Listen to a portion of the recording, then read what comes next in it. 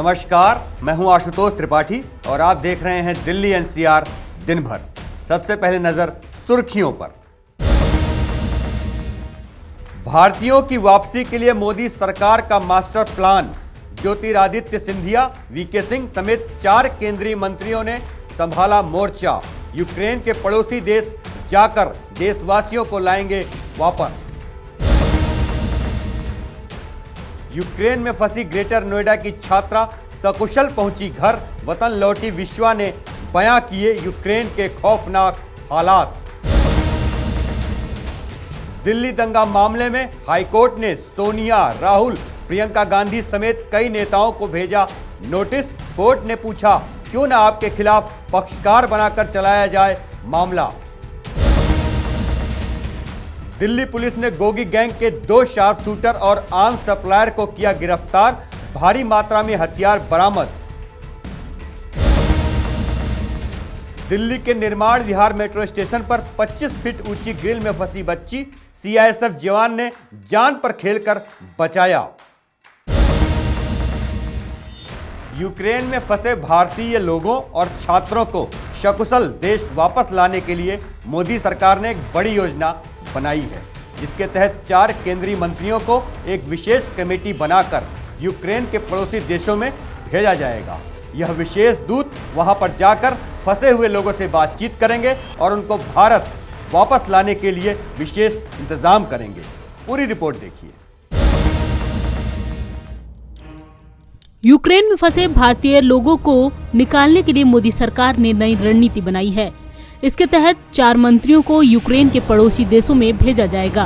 फिर ये मंत्री यूक्रेन में फंसे भारतीय लोगों से बातचीत और उनको निकालने के प्रबंध कराएंगे। इनको भारत का विशेष दूत बनाकर भेजा जाएगा। केंद्र सरकार ने फंसे भारतीय छात्रों को निकालने के लिए एक वैकल्पिक रेल रूट की भी पहचान की है।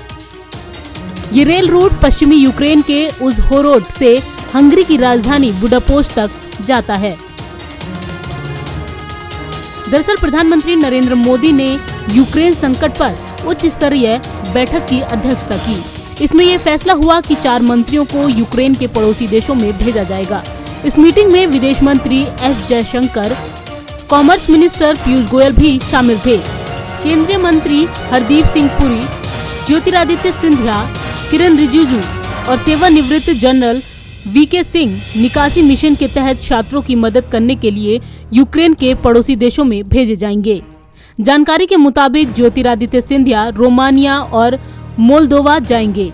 वहीं किरण रिजिजू स्लोवाकिया, हरदीप सिंह पुरी हंगरी और वीके सिंह पोलैंड जाएंगे। यूक्रेन और रूस के बीच शुरू हुई जंग का आज 5वां दिन है। फिलहाल रूस यूक्रेन की राजधानी कीव पर कब्जा करना चाहता है, लेकिन उसको सफलता नहीं मिली है। सोमवार सुबह भी वहां धमाके सुने गए। इस बीच यूक्रेन में फंसे भारतीयों को निकालने के लिए सरकार ने ऑपरेशन गंगा शुरू किया हुआ है। इसके तहत 6ठी फ्लाइट भी भारत में लैंड कर चुकी है, जिसमें 240 भारतीय लौट कर आए हैं। इनको बुडापेस्ट हंगरी के रास्ते लाया गया है। सरकार ने यूक्रेन से निकाले जा रहे छात्रों के लिए कोविड नियमों में छूट दे दी है। इसके तहत फ्लाइट में बैठने से पहले RT-PCR निगेटिव होने की शर्त को हटा दिया गया है। वहीं कोरोना वैक्सीनेशन सर्टिफिकेट नहीं देना होगा। इसके अलावा एयर सुविधा पोर्टल पर दस्तावेज अपलोड भी नहीं करने होंगे। जो छात्र कोविड प्रोटोकॉल को फॉलो नहीं कर पा रहे हैं, उन्हें 14 दिन सेल्फ क्वारंटीन रहना होगा। नवोदय टाइम्स के लिए संगीता सिंह की रिपोर्ट, दिल्ली। यूक्रेन में बड़ी संख्या में भारतीय छात्र फंसे हुए हैं।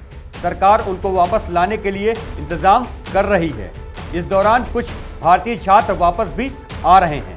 इनमें से ही एक हैं विश्व भारती। ग्रेटर नोएडा की यह छात्रा रोमानिया के रास्ते भारत वापस आई। यहां आने पर वह भावुक हो गई और उसने यूक्रेन के खौफनाक मंजर भी बयान किए। आप भी सुनिए विश्व भारती ने क्या क्या बताया। यूक्रेन पर रूस का हमला दिन प्रतिदिन बढ़ता ही जा रहा है। बिगड़ते हालात के बीच यूक्रेन में फंसे भारतीय छात्रों को वतन लाने की मुहिम भी शुरू हो गई है। मदद की गुहार लगा रहे भारतीय छात्रों का एक ग्रुप फ्लाइट से रविवार सुबह 3 बजे नई दिल्ली एयरपोर्ट पहुंचा। फ्लाइट में सवार 240 छात्रों में से ग्रेटर नोएडा की विश्वा भारती भी फ्लाइट में सवार थीं। एयरपोर्ट पर विश्वा को लाने के लिए उनके पिता सुशील कुमार पहुंचे थे। पिता को देखते ही विश्वा भावुक हो गईं और उनके गले लग गईं। गौड़ सिटी स्थित अपने घर पहुंची विश्वा ने बताया है कि फायरिंग की आवाज अभी भी उनकी कानों में गूंज रही है। उन्होंने यूक्रेन में फंसे बाकी छात्रों को जल्द रेस्क्यू कराने के लिए भारत सरकार से अपील की है। उन्होंने यूक्रेन में फंसे बाकी छात्रों को जल्द रेस्क्यू कराने के लिए भारत सरकार से अपील की है। मुझे बहुत ज़्यादा अच्छा लग रहा है, रिलैक्सेशन फील हो रहा है एंड ऑफ कोर्स इतने बड़े वॉर वाले सिचुएशन से कोई भी बाहर आएगा कैसा फील होगा, एक्सप्रेस भी नहीं कर सकते, इतना अच्छा लग रहा है अभी तो। विश्वा जी, आपने अपनी आंखों के सामने वहाँ पे पूरा मंजर देखा है, वहाँ पे लड़ाई चल रही, जंग छिड़ी हुई दो देशों के बीच में, क्या थोड़ा अपने हमारे दर्शकों को आप बता पाएंगे क्या माहौल है वहाँ पे? बहुत ज़्यादा ख़राब माहौल है क्योंकि मैं कीव से होकर आई हूँ। मैंने देखा है वहाँ पे लोग ऐसे भाग रहे हैं, सामान लेके भाग रहे हैं कि किसी तरह से हम सेफ घर से चले जाए, यहाँ से चले जाए, अपने घर को जाए या कोई नई जगह ढूंढे और सामान लेके। मैंने टैंक्स देखे वहाँ से जाते हुए ऐसी, और बिल्डिंग्स देखी जो खराब पड़ी हुई थी। मतलब थोड़ा टाइम पहले ऑफ कोर्स वहाँ पे बॉम्बिंग हुई होगी, तो बहुत पैनिक का माहौल था वहाँ पे। वो तो हमारा भगवान का है कि हम वहाँ से किसी से निकल गए। आपके साथ वहाँ पे अभी भी हजारों छात्र जो थे, आपके दोस्त थे, वो फंसे हुए हैं अभी। हाँ जी। उनको मतलब किस तरह की वहाँ पे किस तरह की चीज़ों का सामना करना पड़ रहा है? आप गुजर के आए हैं उस चीज़ से, तो क्या लगता है, क्या सिचुएशन? सबसे ज़्यादा तो उनका एक साइकोलॉजिकली स्ट्रेस है जो बहुत ज़्यादा है कि बच्चे चले गए हैं, यहाँ वॉर हो रही है, कुछ नहीं पता कल को क्या होगा, कल को क्या पता उनके हॉस्टल के ऊपर मिसाइल गिर जाए, कुछ भी हो सकता है। तो उनको सबसे ज़्यादा उस चीज़ की टेंशन है। खाना वाना, फूड स्टफ सब वहाँ पे डिप्लीट हो रहा है। ATM में 1 किलोमीटर की लाइन है, तो उनको बहुत टेंशन है और उनको है कि जल्दी से जल्दी वहाँ से निकल जाए। तो वही है, इंडियन गवर्नमेंट फटाफट से जल्दी उनको फ्लाइट्स भेजे, ज़्यादा से ज़्यादा भेजे कि जल्दी से जल्दी बच्चे वहाँ से निकल जाए। आप जो और पेरेंट्स हैं जिनके बच्चे अभी वहाँ पे फंसे हुए हैं, उनसे क्या कहना चाहिए? मैं यही कहूँगी कि ज़्यादा पैनिक ना करे, आराम से रहे, सब कुछ हो जाएगा। थोड़ा टाइम लगेगा, हो सकता है थोड़ा टाइम लगे, बट इंडियन गवर्नमेंट सबको ही निकाल देगी। तो बस टेंशन ना ले और कम से कम सामान लेके निकले। सबसे बड़ी चीज़ यही मैं बोलूँगी, कम से कम सामान, जो सिर्फ ज़रूरत का सामान लेके निकले, क्योंकि अभी इम्पोर्टेंट है कि अपनी जान बचा के वहाँ से निकलना।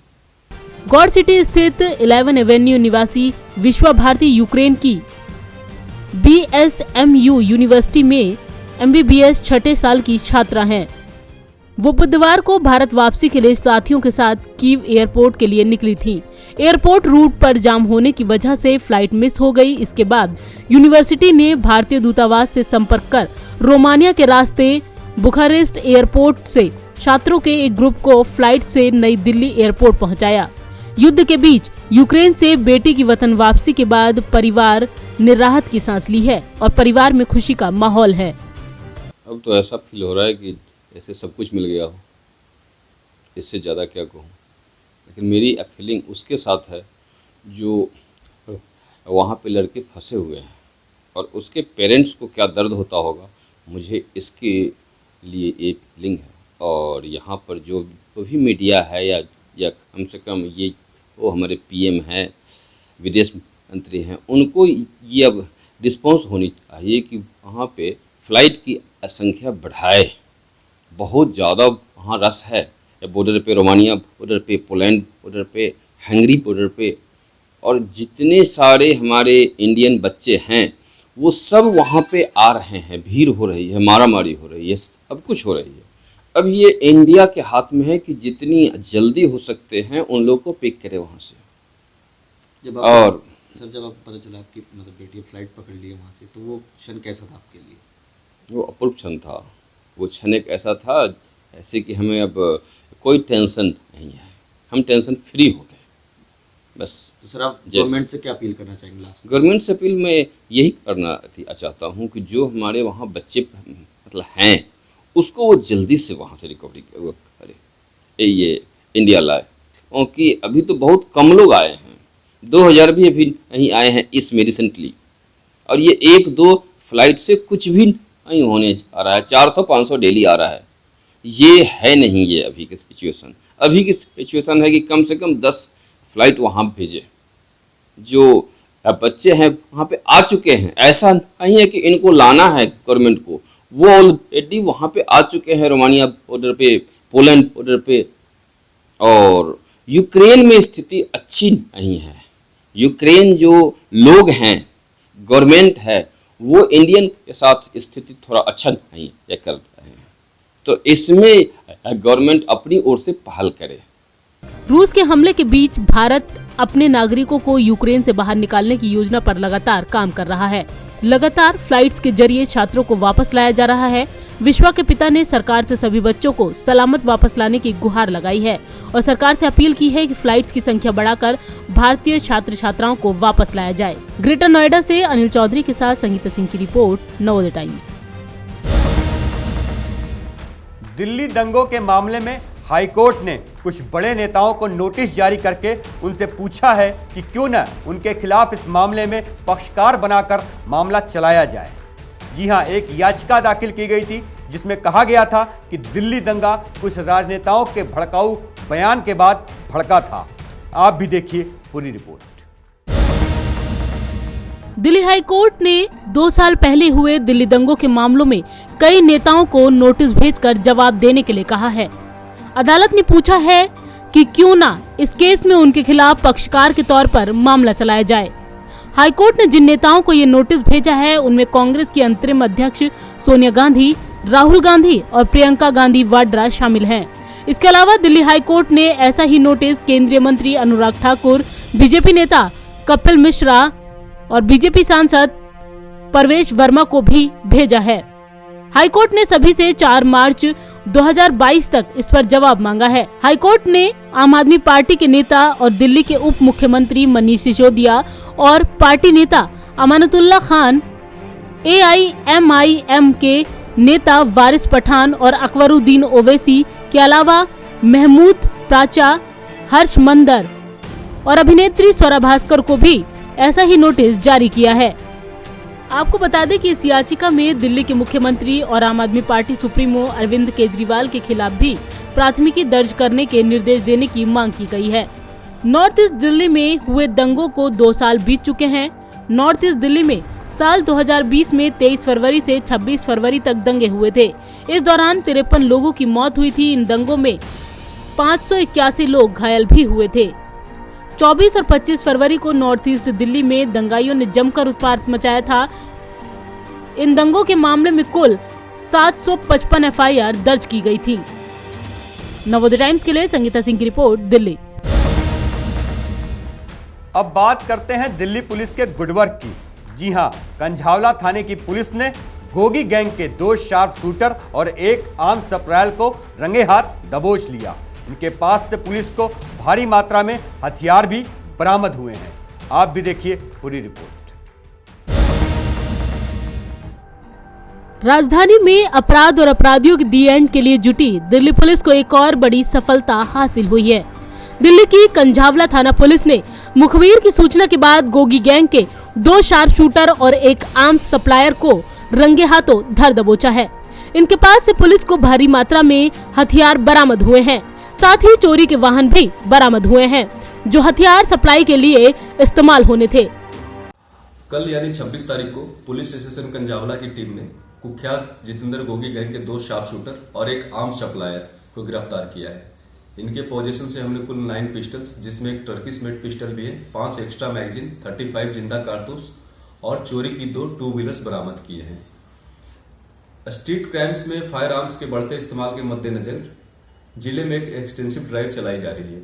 इसी के तहत हमें गुप्त सूचना मिली थी कि बबाना कैनल के पास इलीगल आर्म्स एंड एमुनेशन और चोरी की गई मोटरसाइकिलों की डिलीवरी होने जा रही है।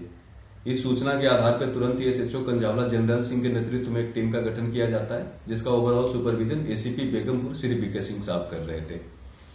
जैसे ही डिलीवरी होने वाली थी, पुलिस टीम ने 3 लोगों को मौके से ही डिटेन कर लिया, जिनके नाम है सज्जन एलियस मोनू, जो कि मजरा डवास गांव का रहने वाला है, और ये गैंगस्टर दीपक डवास का सहयोगी है, तथा ये जितेंद्र गोगी गैंग का शार्प शूटर भी है।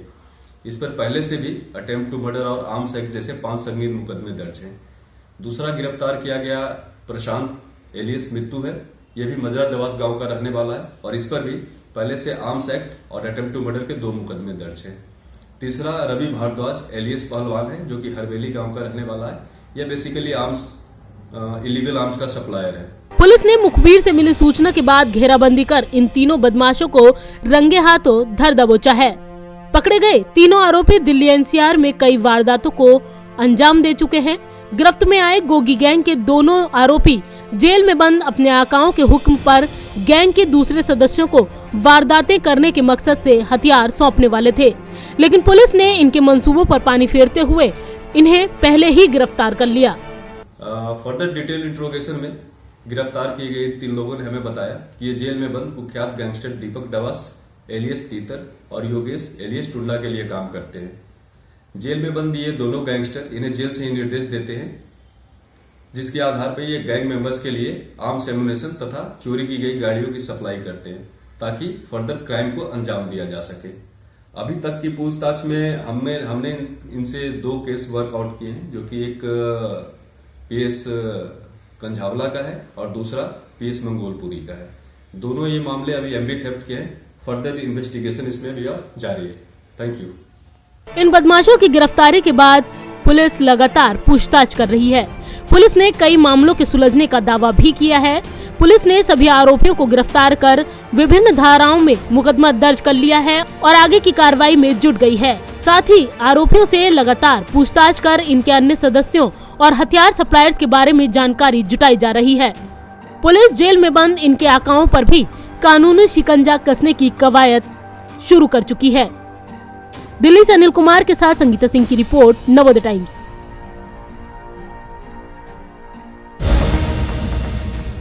अंत में बात करते हैं सीआईएसएफ जवान के साहस की। जी हां, रविवार की शाम निर्माण विहार मेट्रो स्टेशन पर एक बच्ची खेलते हुए करीब 25 फीट ऊंची रेलिंग पर जाकर फंस गई थी। बच्ची को जब लोगों ने देखा तो अफरा तफरी मच गई। इसी बीच सीआईएसएफ जवान ने साहस और चतुराई का परिचय देते हुए बच्ची को ऊपर से बचा लिया। आप भी देखिए पूरी रिपोर्ट।